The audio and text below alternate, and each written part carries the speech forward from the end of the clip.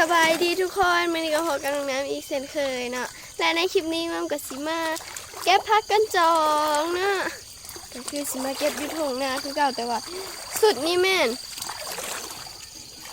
เข่าเพียงคอแล้วทุกคน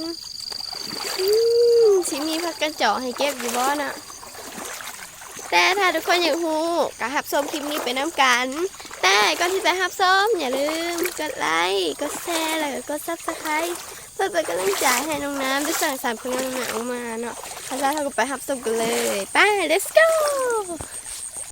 โอ้โหทุกคน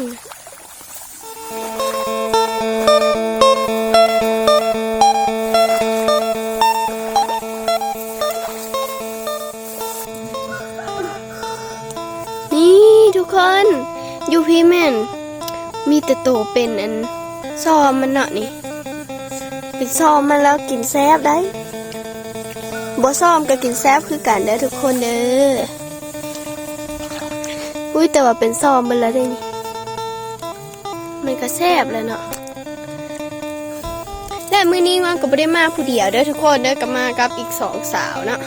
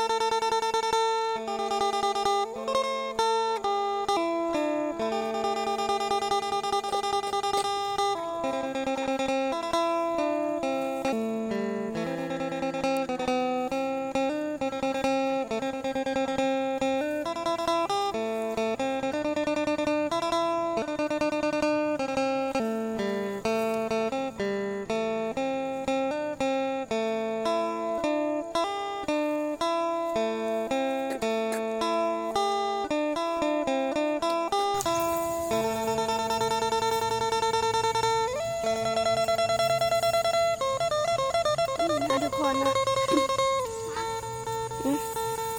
ว่านำทุกคนนี่กำลังพักกันจองแล้วทุกคนแล้วนี่สิออกดอกแล้วนี่เป็นบอกขาวแล้วก็สีหาไปเรื่อยๆเลยนะ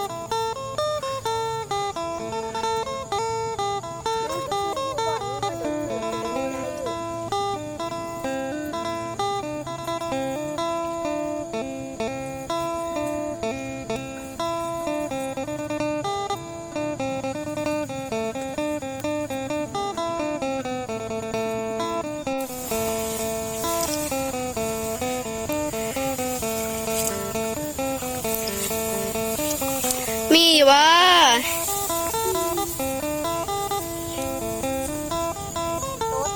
กูไม่ตัด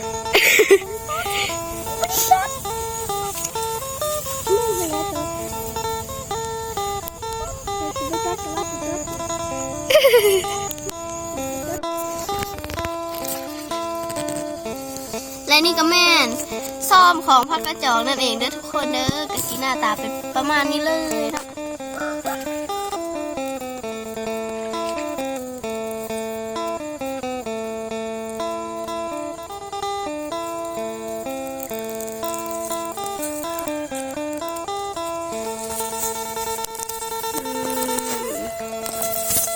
เบิ่งลายแล้วเขาก็สิมาเก็บเลยเนาะทุกคนเนาะ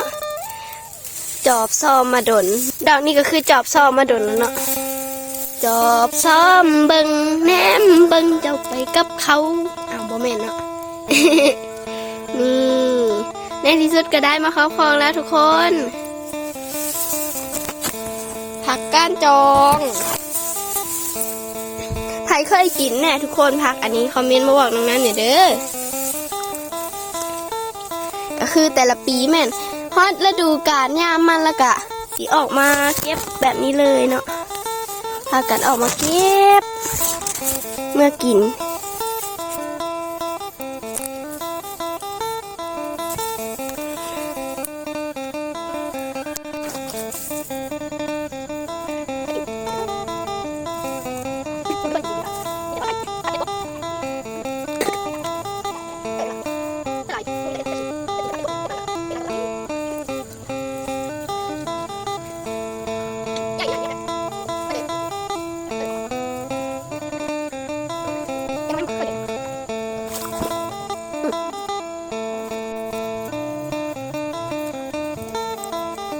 และนี่ก็แม่นหน้าตาของต้นพักกันจองอะและอันนี้ก็แม่นซอมมานเด้อและเฮาก็สิเด็ดเมื่อกินนะ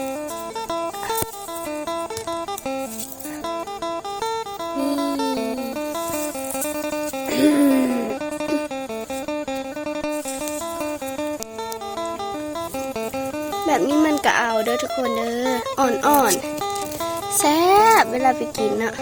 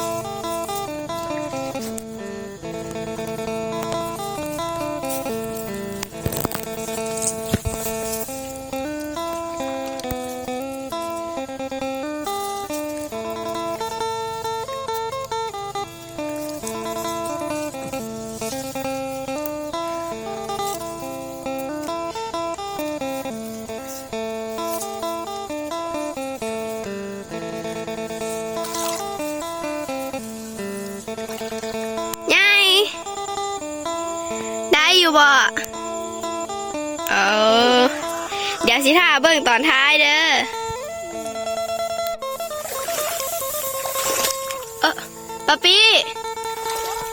ได้อยู่บ่ได้อยู่นะทุกคนนะปลาตอนนี้ก็แดดก็คือออกมาเปรี้ยงเลยผักกระจองกะมีอยู่นะทุกคนเนาะกแต่กะบ่ได้หลายปานใดแต่ก็มีอยู่อะใครตอนนี้กะแดดแห้งนะทุกคนเนาะร้อนแบบนี้แล้วกะเฮาก็ได้พอกินแล้วและเดี๋ยวมันก็สิมาพาทุกคนมาเบิ่งเนาะของแต่ละคนว่ามันไผได้หลายได้น้อยเนาะเดี๋ยวมาเบิ่งของน้ำก่อนเลยนี่ทุกคนเป็นจังไดน้องน้ำก็สิได้แบบซ้ำนี่แล้วเนาะเพราะว่าแต่ถ่ายน้องน้ำกับซิมีแต่ถ่ายคลิปเนาะตายมาขอเบิ้งแม่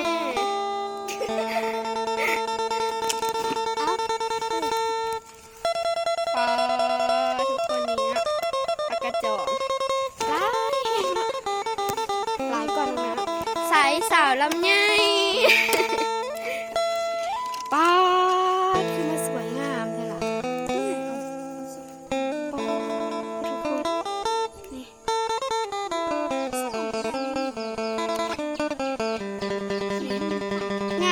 คนเลยอันนี้ก็คือเดียว